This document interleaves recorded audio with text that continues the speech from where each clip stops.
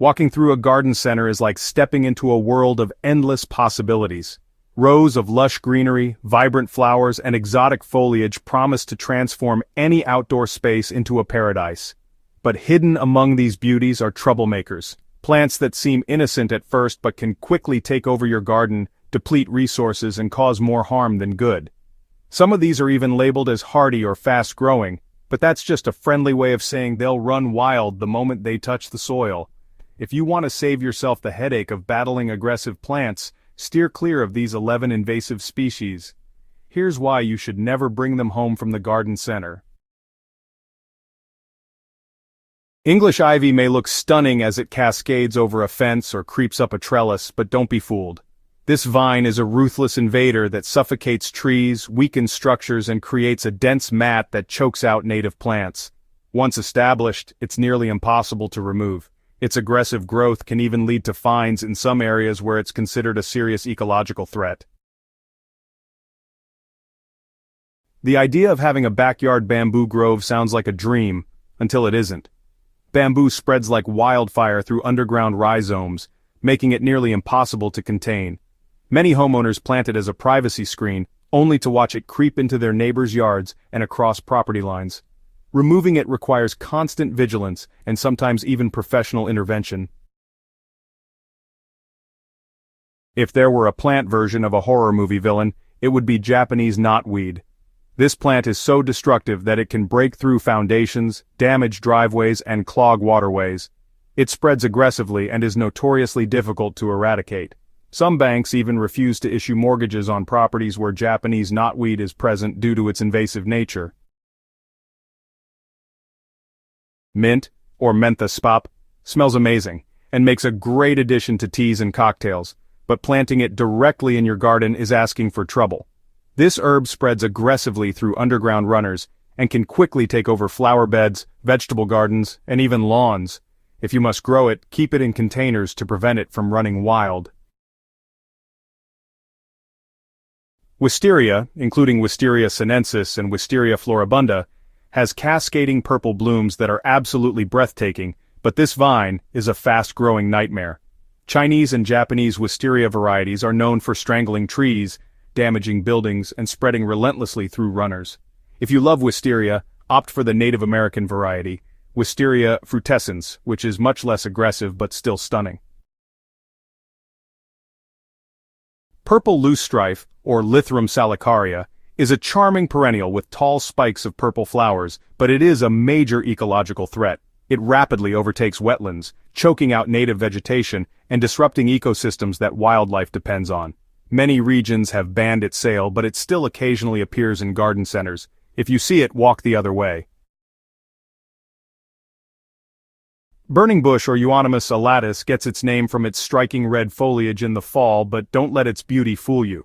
This shrub is highly invasive, spreading through seeds dispersed by birds and quickly outcompeting native species. Once it establishes itself in a landscape, it forms dense thickets that are extremely difficult to remove. Chinese privet, or Ligustrum sinense, is often sold as a hedge plant, but this fast-growing shrub is a menace. It spreads aggressively through root suckers and berries, invading forests and wetlands. It crowds out native plants, reducing biodiversity and creating a monoculture that offers little to local wildlife.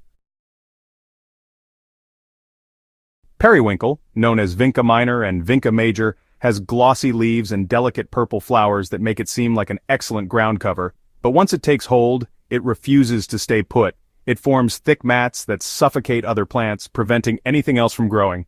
It's particularly problematic in woodland areas, where it displaces native wildflowers.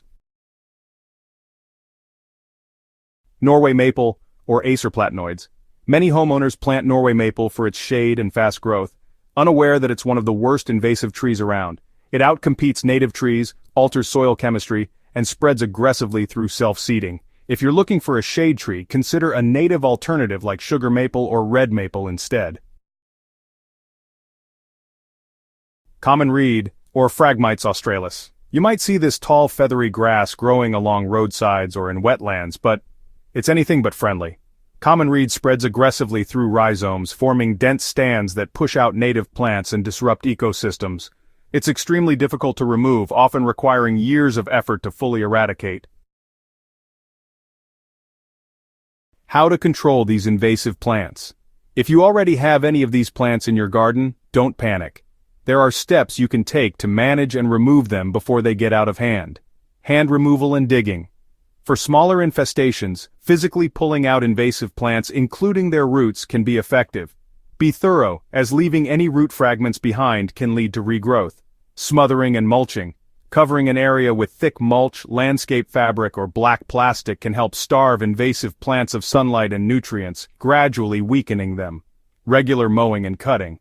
For aggressive growers like bamboo, frequent mowing or cutting back can slow down their spread and eventually exhaust their root systems. Herbicide treatment. As a last resort, selective herbicides can help manage stubborn invasives. Use them carefully and follow all application guidelines to prevent harming native plants. Native plant replacement. Once an invasive plant is removed, replace it with a native species to prevent regrowth and restore biodiversity in your garden. Monitor and maintain. Even after removal, keep an eye on your garden for any signs of regrowth. Consistent maintenance is key to preventing reinfestation. Final thoughts. It's easy to be drawn in by the beauty and fast growth of these plants, but the long-term consequences far outweigh the short-term appeal. Invasive plants can damage your property, outcompete native species, and even contribute to ecological destruction. Always research before you buy, and when in doubt, choose native plants that support local biodiversity.